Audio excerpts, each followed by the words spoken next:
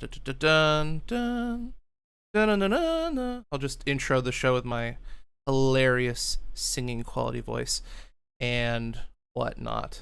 So, Uh, yes. I'll just be back in like 30 seconds. I'm just gonna grab a Okay, drink of that's water. fine. Uh, why Yep. don't you tell us a little bit about your story? How do you say your name? Rog Kanazel? Brogan Azrael, but we could just use my actual name, Matt Hughes. That's it's my D&D character name from years ago. Matt. Okay, I dig it. So, I'll be back in a okay. second. Yeah, sorry. Uh, are you still here, Matt? Oh, everyone left. Okay, so for those of who's back? No, I'm still here. Matt was the one who went to Oh, get a drink of water. It's so confusing sometimes. All right, so why don't you tell us a little bit about yourself, Rope? Uh, well, I've been playing CCGs and LCGs for a long time. I think I started when I was 9. I'm 34 now. I've been most recently played a Game of Thrones LCG, and I'm really excited to play Destiny. What's your favorite color? Are you like a villain, hero kind of guy? I'm thinking Hero Yellow. Interesting. All right, I have posted the YouTube link in the chat, so you'll be able to grab that. Okay. I'm back. In the Discord chat, I posted the YouTube link, so you should be able to pull that up and see what's going on Yep, the screen. got it. So I'm just gonna put the cards out real quick, and then we'll go over them. Wait, no, not that card. I like that card. Bloop, bloop, bloop. So tell us a little bit about yourself, Matt. Rope told us he plays this and that, knows some things, knows some people. Yep. My name's Matt Hughes. I work at a card store, Millennium Games and Hobbies, in Rochester, New York. I've been playing games basically all my life. I've played probably every Star Wars game out there, but haven't really been good at any of them. This is the one that I feel like I could be really good at. I understand it a lot. I'm kind of good at X-Wing, but I don't get to That's play it fair. enough. Okay. And then, of course, the traditional question: are you more hero, villain? What color are you thinking about playing? I'm unsure at the moment. I'm kind of leaning towards villain just because it seems like they have a lot better That's cards, fair. but I haven't gotten to play enough yet. Surprisingly, hero is what's the word I'm looking for? They're kind of bursty, like just like the film. You look at their cards and you're like, I don't know about this, and then you actually play it and you're like, oh, this is good. This is very powerful. So yeah. Go ahead. Like heroes seem to have like one really good powerful deck right now, like Han and Ray, for all the things I've been seeing, and it's a few things I've tested out on Tabletop Simulator. I just haven't gotten to explore more on heroes. There doesn't seem as many more obvious decks as I've seen Okay. with villains. Like villains seems like it do the swarm tactics a lot better. That's fair. All right. So, for those of you guys watching, we have been sent some booster packs from Fantasy Flight Games to the Knights of Ren, and the three of us are just going to talk about a couple cards in two of the packs I cracked open earlier in the week for photography and media. So, the rare is Luke Skywalker, and we'll go over him at the very end. The uncommon is Let the Wookiee Win, and then the three commons are Cannon Fodder, Noble Sacrifice, and Closing the Net. So let's just take Closing the Net first. It's a one resource red event for villains, and it states force an opponent to choose and remove one of their dice, and then you may place this event at the bottom of your deck instead of discarding it. So what do you guys think about that? I actually like this card a lot, especially as you get late game. It gives you an advantage, and you can pop it back into your deck, so you don't have to worry about decking yourself if it's one of your last cards in hand. Nice. Yeah, it seems like a nice anti-mill card. I like its control aspect a lot. Like I think any kind of dice removal is strong in this game. No, no, I think you're So right. yeah. It's always tricky because I mean we've talked about it on the Knights of Ren podcast, but usually when you force an opponent to eat a die, it's never the die you really want. It's just like, oh, dang it. Like, I really wanted them to get rid of that damage, but they got rid of that, resource or whatever. But I agree. It is good for not milling yourself to death. It does give you that little bit of sustain. So, all right, go ahead. Well, I also think if you find the margins where, like, they roll 3 damage dice, you're going to get rid of one anyway. That's true. So, yeah, it's a lot of the dice removal cards, I think, are all just dependent on when you play them, to how effective they are. And it just take a while of people playing this game to figure out when's the best situation to play each of these cards. That's fair. I definitely agree with that. A little bit more experience will help determine not only the timing, but I guess the value of a card, you might say. Okay. Yeah. All right, so moving on, we'll take Noble Sacrifice. This one I enjoy talking about because it's kind of controversial. So it's a 0-cost blue event for heroes, and it just says defeat one of your blue characters to exhaust a character. So for those of you who don't know, defeat means KO, knockout, they're dead. Thoughts on this guy? not a fan. I like the artwork. To be honest, though, I think, like, if you could play this with some ambush stuff, so that way you can just burn all the dice associated with your blue character, and then play this. Ooh, I've not thought about that. That's very interesting. So this would kind of work well with, like, Rey and her super duper action economy. Yeah. The problem is with that is, in the Han Rey build, you don't really want to be killing off No, Rey it's true. to tap It's something. true. Like, you want to try and keep her alive as long as possible. But if she were to eat Crow, maybe if you do a build. go ahead.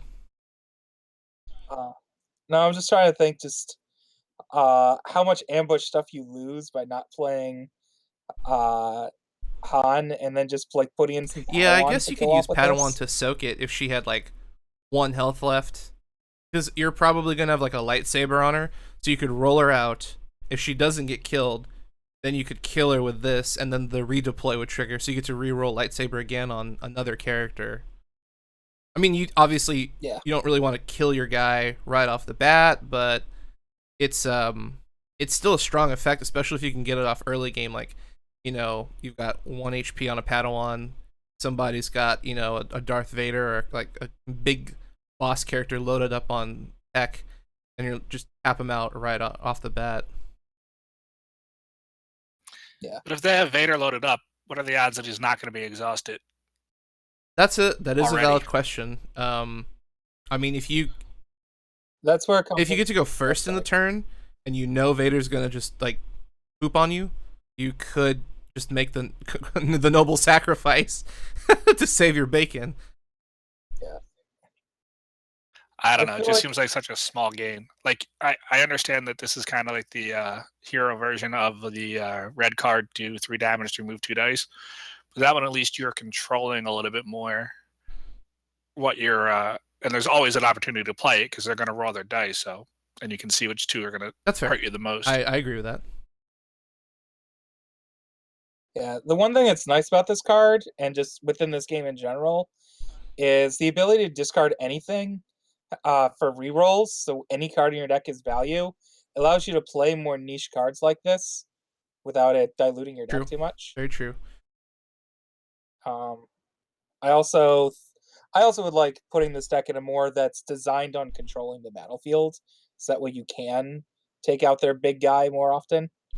When you have this card, because if you were to, I mean, this is a really expensive cost, but if you were to tack this in like with leadership, where you can tap one of your red characters to tap or untap something else, not bad. But once again, this is a horrendously expensive cost. Like, you lose your guy and all the gear on top of them. So that's fair.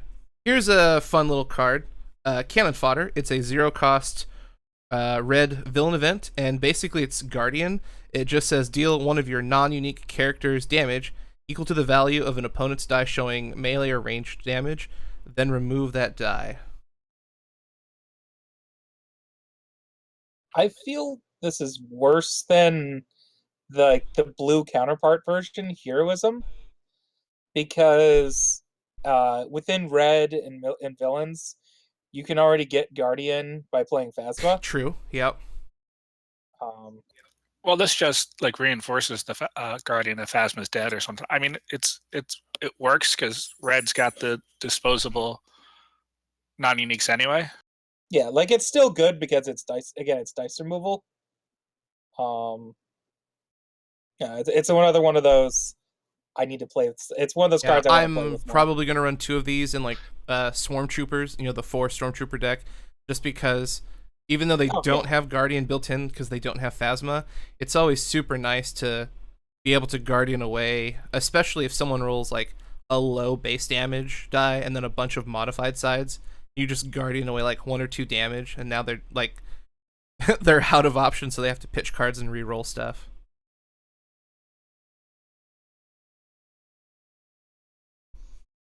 I like this. Just Okay. dice removal. Yep. It's all good. All right. I feel like there's a bit too much. A bit too much dice removal, or a bit. Maybe, I'm not sure. It feels like there's a lot in this game. It feels like, I don't know. Maybe I just haven't played enough against aggressive decks. But it feels like Control. Once people figure out what's the best of everything, Control is gonna. Yes, I totally agree. There's a lot of great Control. I also think there's a lot of great like red aggro beatdown stuff in the base set. Primarily, obviously, in like red, specifically in my head, like red hero has a lot of really powerful, just run in and gun, like the card Hit and Run, where you just ambush a free activation. Like, it's really good. Yeah. Keep on forgetting about that card because I've been looking at red. I've been looking at a lot of villain stuff. I haven't looked at hero red stuff that much. All right, moving on. We'll tackle this yellow card. We actually talked about this in the podcast today that we released. It's a 1-drop event card for heroes called Let the Wookiee Win. It states force an opponent to choose either to deal 1 damage to one of their exhausted characters or choose and remove 2 of their dice.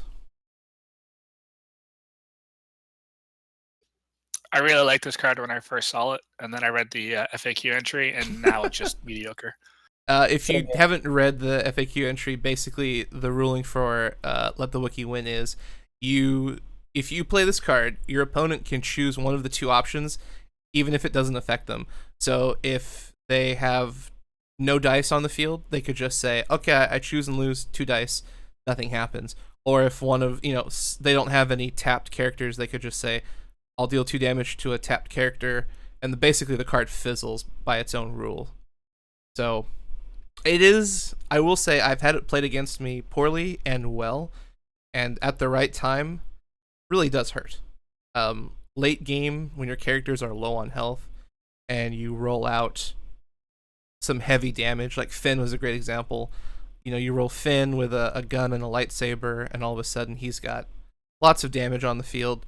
You start to resolve his die, and then you have 2 left, and he's got 3 health before he's dead. And then someone plays Wookiee on you, and you're like, uh-oh. What do I do?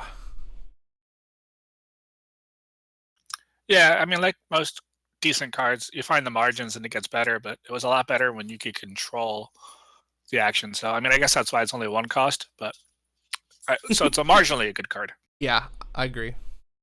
Yeah, it's another one of those. Just you have to find the proper situation. Fair enough. For it.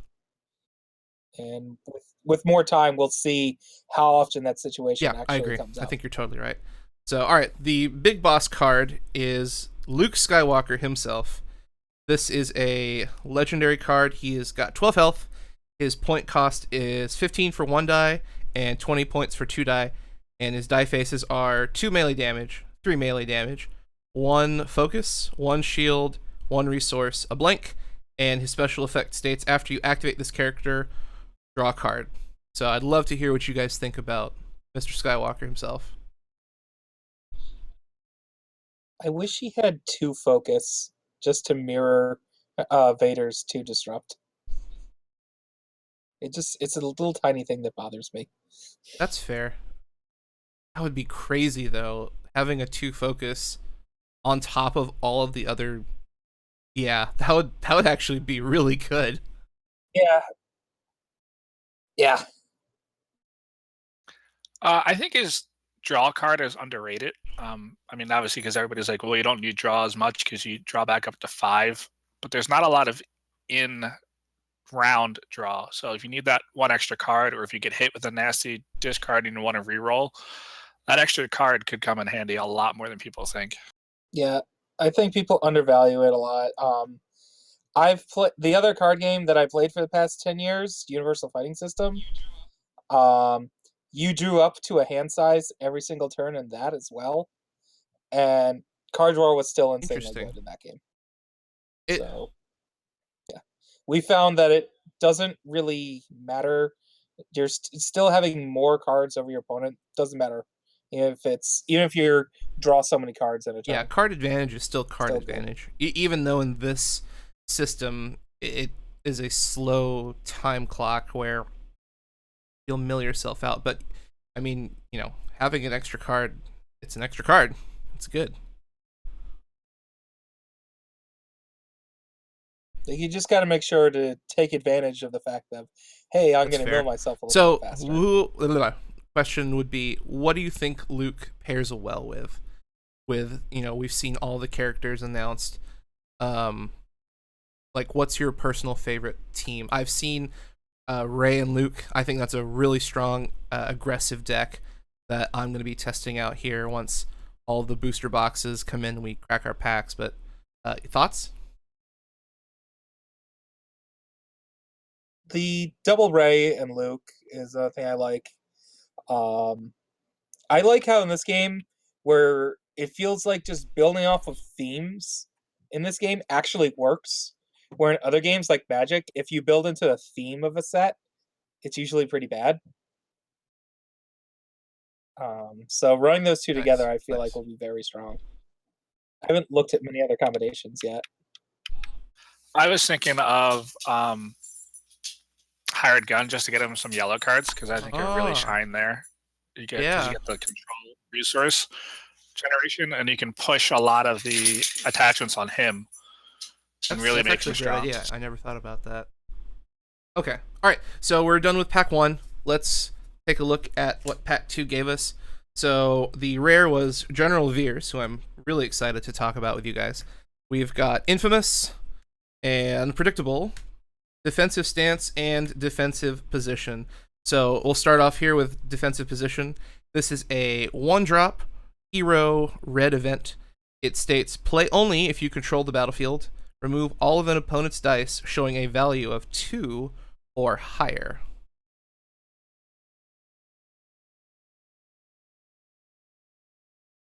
This one I'm on the fence about. I mean, it's a really strong effect, but the cost, the additional cost of the battlefield is a little bit out of your control.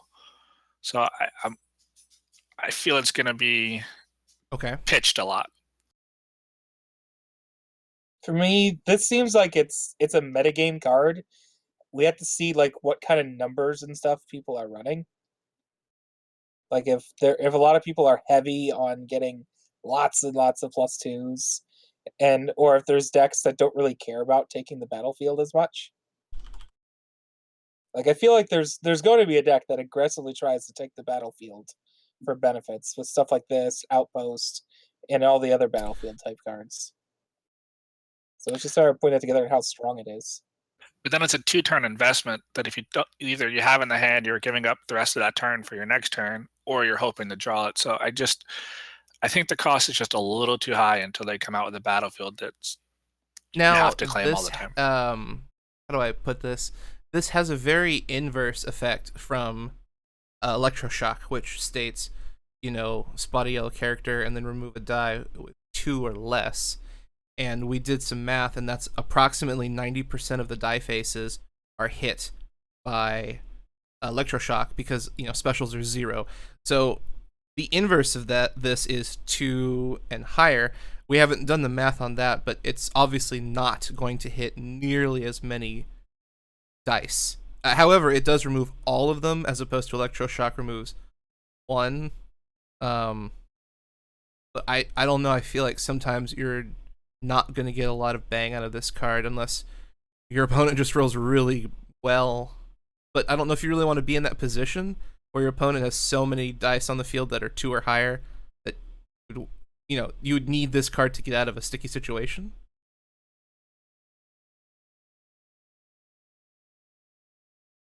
Especially because you have to do it with the foresight of exactly. grabbing the battlefield the turn before.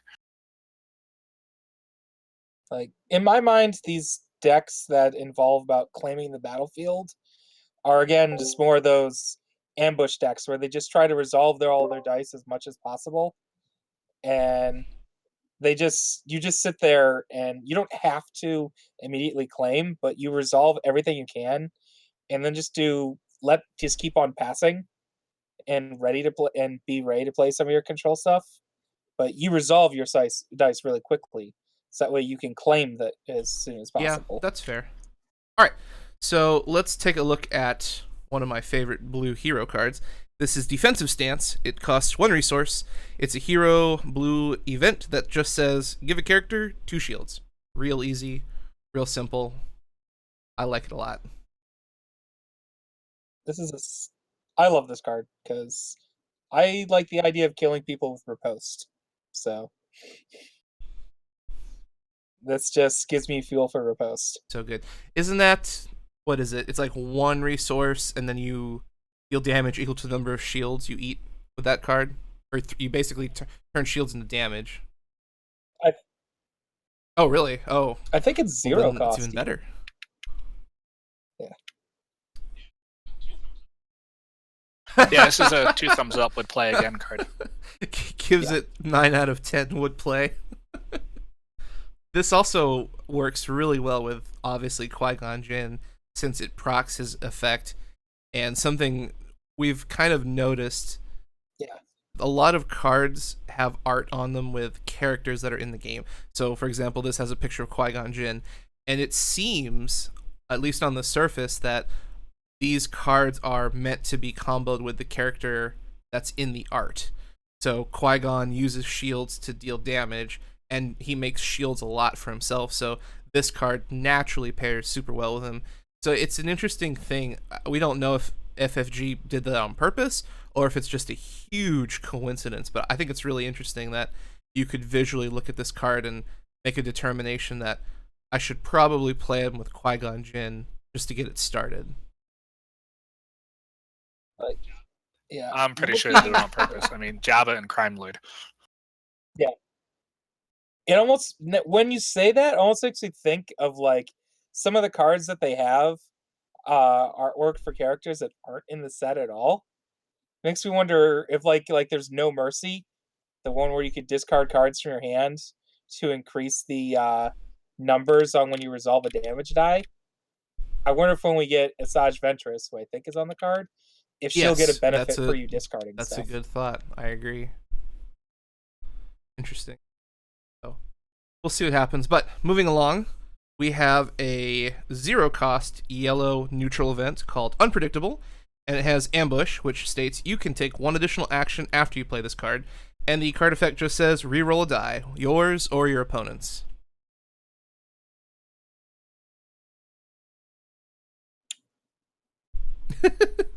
I like this with Han. This was also one of the cards I was thinking of when I wanted to put Hired Gun in with Luke. Very interesting. Would you be using it to reroll your die or theirs? Depends. That's true. Whatever's most advantageous at the time. But some people look at cards like this and make a thought, hey, I'm going to use this card offensively or defensively. That doesn't always mean that you should. Yeah. I like that it's a very flexible card. It's also free action for no resources, and it lets you kind of reset the board a little to determine what you want to do with that free action. I do like this card with Han Solo because you get a free shield out of it. You don't pay any resources, and you can, re-roll one of your die and get a nice big boost if you need it, or re-roll one of theirs, and then you still have an action available to do something. But the free shield proc is, I think, really nice.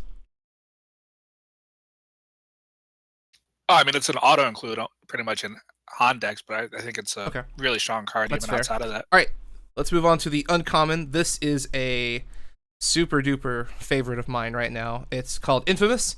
It is a one resource support card. It's neutral, so heroes or villains can play it. And it says, before you play a yellow card, you may exhaust this support to give it the ambush keyword. I'm totally in love with this card in yellow decks just because getting ambush is great. If you play it with Han, it's stupid because every yellow card, it becomes a free shield. I mean, it's flexible, it's nasty. I'd love to hear what you guys think.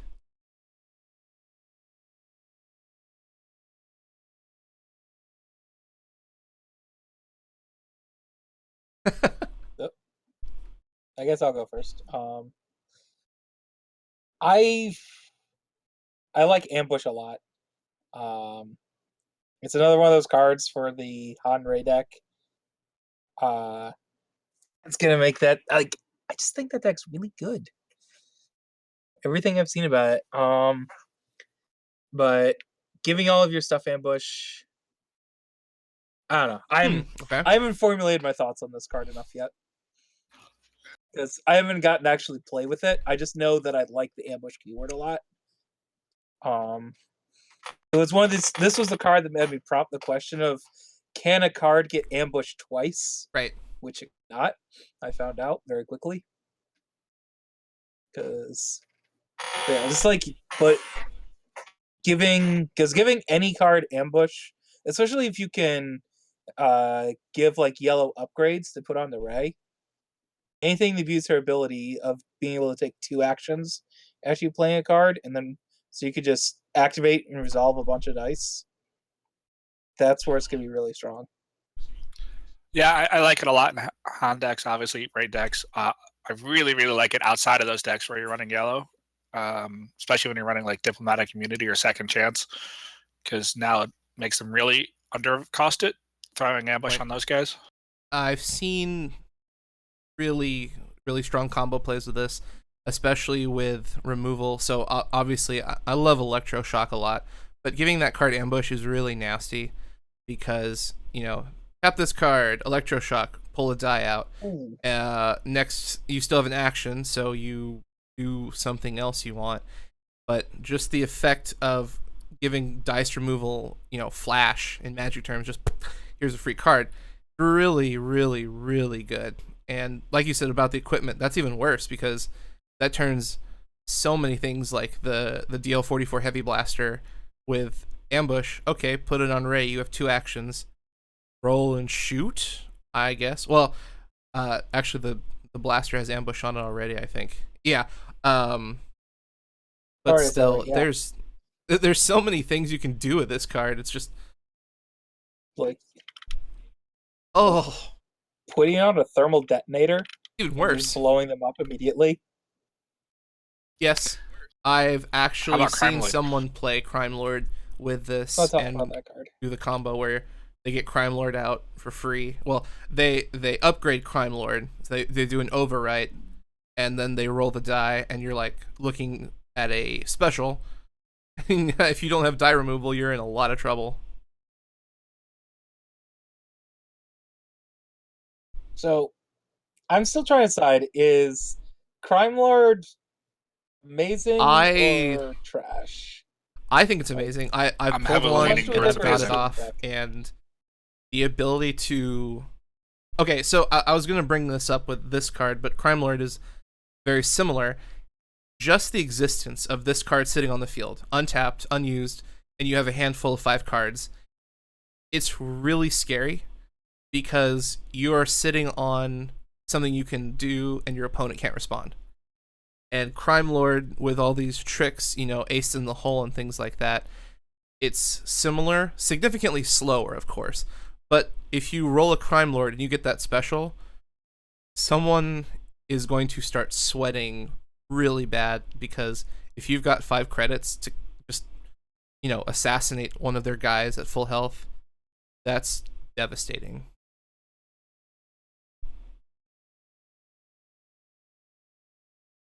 Yeah, I'm just wondering, like, how much disruption people will play, like the actual disrupt die rolls people play, just to make it so Crime Lord isn't a thing.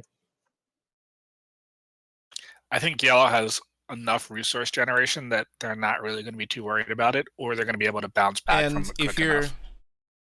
Okay. That's fair. And something I've Yeah, noticed I is haven't got it's the true. Yellow potency does have a at lot all, of so- money. If you spend cards to remove my Crime Lord die, I'm still gonna re-roll it next round, and you're gonna have to deal with that round after round after round. So it's I think it's a very powerful card. I think it's fairly costed, considering it. If you hard cast everything, it takes 9 resources to kill someone. So that's not easy. Yeah. But you should definitely overwrite that card ASAP just to get it out super fast. I wouldn't ever recommend hard casting it for 9. I mean, if you want to, you're more than welcome to, but I just don't think that's viable to your economy.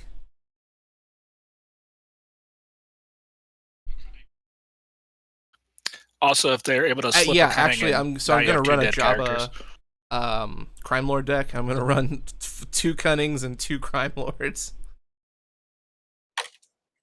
and then a bunch of data pad. Yeah.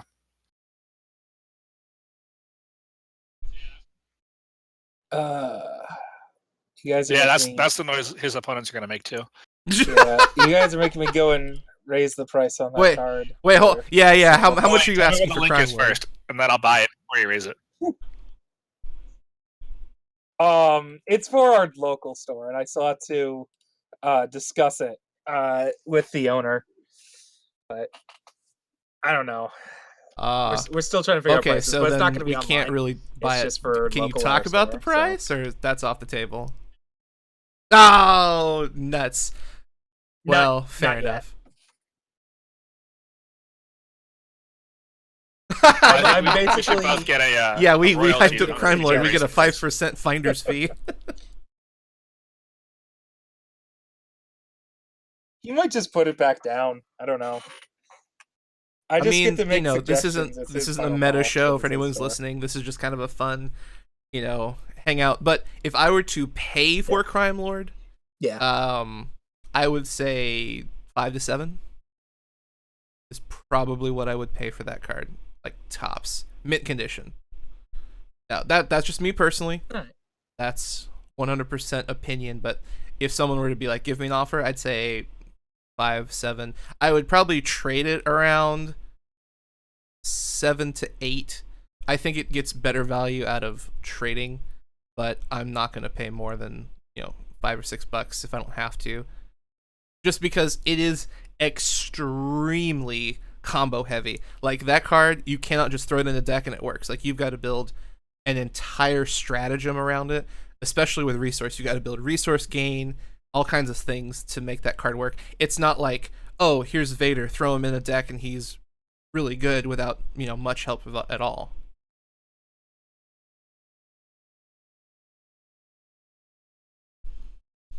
Yeah, I think that was my thoughts on it for initially when I was pricing it.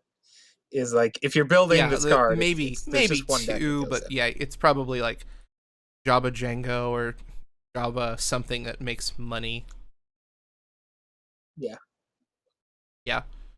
But boy, oh boy, when that card goes off, people's eyeballs like roll back.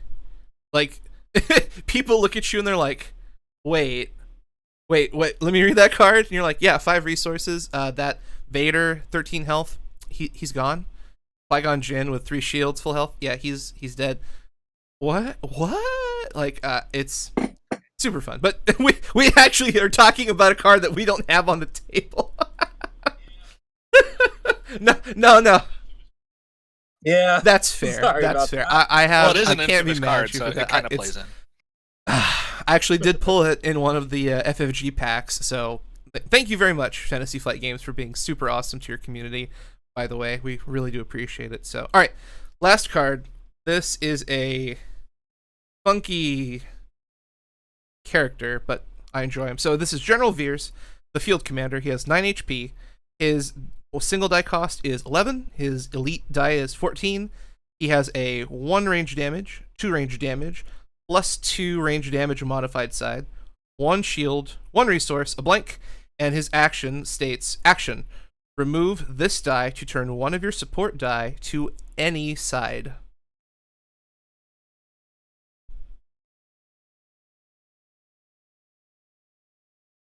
Yeah, I really like him with speeder bikes and maybe some TIE fighters.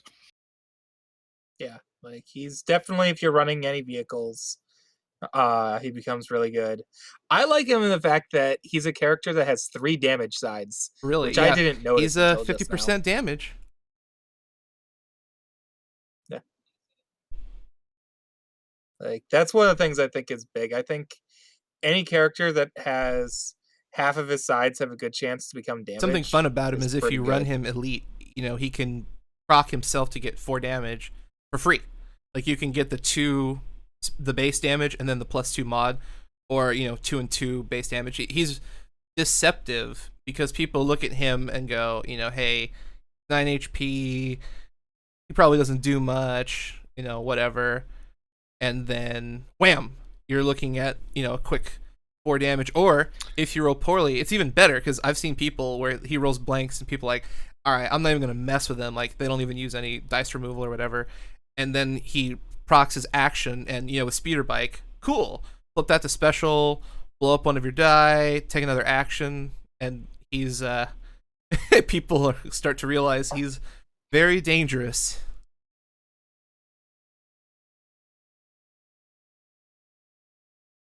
Did I miss Well, something? so if you roll his die, because he has 4 damage from a himself? +2 modified side and a generic 2 damage, if you take him elite and you roll lucky, he can deal 4 damage by himself.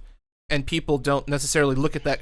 Like you look at Luke Skywalker and you see this guy can deal 3 damage. Gotcha. It's a problem. You don't look at Veers and think, oh, he can deal 4 damage if he has 2 dice. You're like, he does stuff, but you don't worry about it. But if you get good rolls, 4 damage is still 4 damage, and you're paying 0 resources. So if you're not paying attention, you look at Veers and not really think much of him until you start seeing, his effect go off, or he rolls really well, or, he does a lot of stuff. And by that time, people are usually a bit behind the curve, and it's a little bit too late for them. Especially if you get a ATST on the field, pop his die, flip that to 5 damage for the 1 resource. Like, woo.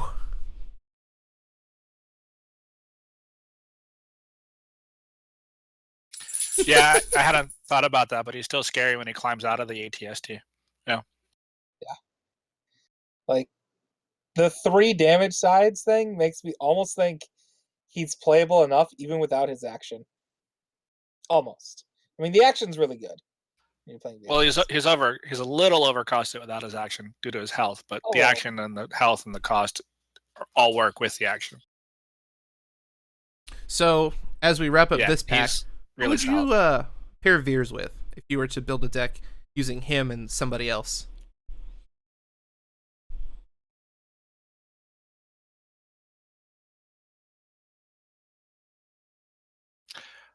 I mean, the obvious are the stormtroopers because you get the bonuses, but you could run him his point cost 2 is a little die tricky. with 2 troopers. Yeah. I like. Mm-hmm. I like maximizing my point value for army building. So running him with Django, another 3 damage side character. Yeah, I see that.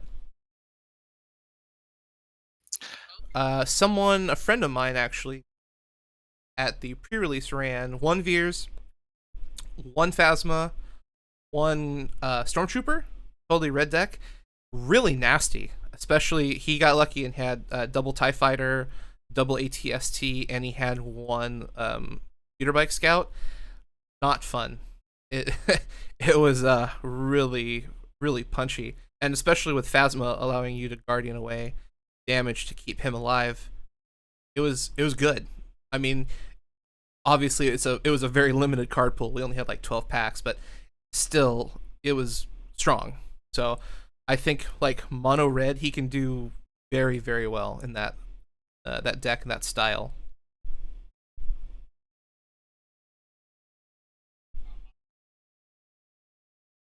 Yeah, hero mono red. Sorry, villain mono red seems to have a lot of different avenues, and they all seem So strong. we've had our fun. This was a much longer test than I anticipated. We got 40 minutes in the can. Good job, you guys. So thank you so much for joining us. You guys want to plug anything? Stores, events, stuff going on in your local area?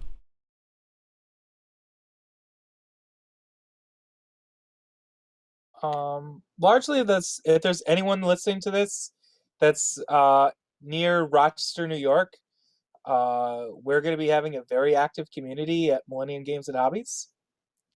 So try and stop by. I'm hoping to get people together for Friday evenings. And come join our group. All right. So thank you everybody for watching us. My name is Sugi, and I am with the Knights of Ren podcast. So you can find us if you type it in on iTunes, Google, Facebook, whatever. And tomorrow night, this was purely a test. Tomorrow night, I actually have 4 unopened booster packs. Myself, Tiny Grimes from the Smuggler's Den, and someone else from our Discord channel, one of our community members, will be hosting a live stream where we're going to crack the packs and do exactly what we did, except we're going to find out what's in those packs in real time. So we're really excited. Thank you guys so much. It was a blast. I'm really happy you guys were able to jump in and do this on such short notice. Oh yeah, no problem. I would love to do more of this. Like, I want to be very much more interested in being involved with this community. I just haven't had time to set up my own channel yet, and then I mean, we're going to be trying to do this every couple times a month, so we'll get in touch and we'll have you back on. But thank you guys so much, and to everyone out there, have a great night, and may the Force be with you.